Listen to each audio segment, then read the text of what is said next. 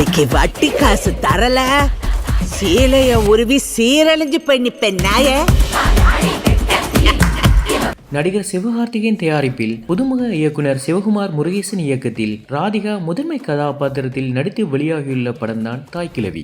இந்த நிலையில் ரசிகர்களின் பெரும் வரவேற்பை பெற்று வரும் தாய்க்கிழவி எப்படி இருக்குன்னு பார்ப்போம். கருமாத்தூர் என்ற கிராமத்தில் வாழும் முதிய பெண் பவனுத்தாயி கணவனை இழந்த பின்னரும் யாருடைய தயவுமின்றி வட்டிக்கு கடன் கொடுத்து பணத்தை வசூலித்துக் கொண்டு ஊரையே தனது கட்டுப்பாட்டுக்குள் வைத்திருக்கின்றார். இவருக்கு விஜயன், உப்ளியன், செல்வம் என 3 மகன்கள் இருக்கின்றனர். திடீரென பவனுத்தாயி நோய்வாய்ப்பட்டு படுக்கையில் விழுகின்றார். தனது சொத்துக்களில் மகன்களுக்கு பங்கு இல்லை என அவர் முன்பே அறிவித்திருந்தாலும் 160 சவரன் தங்க நகைகளை அவர் ரகசியமாக சேர்த்திருப்பதாக மகன்களுக்கு தகவல் கிடைக்கின்றது. இதனால் முதலில் தாய் இறக்க வேண்டும் என்று நினைக்கும் மகன்கள் தங்கத்தை பற்றி கேள்விப்பட்டதும் அவரை காப்பாற்ற துடிக்கின்றனர். அவர்களால் தங்கள் தாயை காப்பாற்ற முடிந்ததா, அவர்களுக்கு தங்கம் கிடைத்ததா என்பதே படத்தின் மீதி கதையாக இருக்கின்றது. தமிழ் சினிமாவில் அறிமுக இயக்குனர்கள் அவ்வப்போது தங்களின் தனித்துவமான திரைக்கதை மூலம் ஆச்சரியப்படுத்துவதும் உண்டு. அந்த வரிசையில் இயக்குனர் சிவகுமார் முருகேசன் நகைச்சுவை, சென்டிமெண்ட், ஆழமான சமூக கருத்துக்கள் என சரியான அளவில் கதைக்களத்தை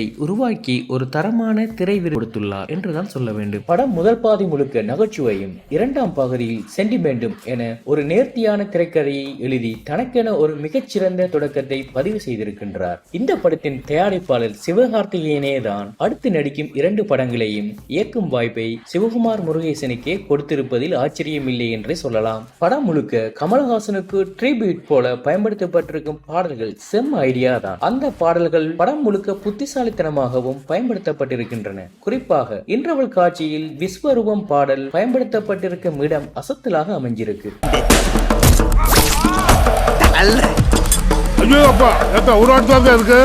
படத்தில் ராதிகாவின் அசத்தலான நடிப்பு பெரும் பலம். பவனுத்தாயி கதாபாத்திரத்தில் அவர் காட்டும் கம்பீரம், அதிகார தோரணை, நையாண்டி கலந்த பேச்சு அசத்தலாக இருக்கு. ஆரம்பம் மற்றும் இறுதி காட்சி தவிர ராதிகா படுக்கையிலே இருந்தாலும் படம் முழுக்க அவரது இருப்பை உணர்த்தி கொண்டே இருக்கின்றார். அவரது திரைப்பயணத்தில் மற்றொரு மைல்கல் இந்த பவனுத்தாயி திரைப்படம். விருதுகளும் கிடைக்கும் என எதிர்பார்க்கலாம். சிங்கம்புலி, அருள்தாஸ், பாலசரவணன், முனிஸ்காந்த் ஆகிய 4 தான் படத்தின் மற்றொரு முக்கிய கதாபாத்திரங்கள். குறிப்பாக பாலசரவணன் முதல் பாதி நகைச்சுவையில் மட்டுமின்றி 2ஆம் பாதியில் எமோஷனல் காட்சிகளிலும் ஸ்கோர் செய்திருக்கின்றார். முத்துக்குமார், ரேச்சல், ரெபேகா, அவரது மகனாக வரும் சிறுவன், 3 மருமகள்கள், பூசாரியாக நடித்திருப்பவர் என படத்தில் வரும் அனைவரும் இயல்பான நடிப்பை தந்திருக்கின்றனர். அறிமுக இயக்குனர் போலவே தெரியாத அளவுக்கு திரைக்கதையை மிகவும் தெளிவாக கையாண்டுள்ளார் இயக்குனர். இறுதியில் வரும் பெண்களுக்கான வசனங்கள் கை தட்டல்களை அள்ளுகின்றன. உபதேசம் செய்வது போன்ற உணர்வு தராமல் பல இடங்களில் நகைச்சுவையாகவும்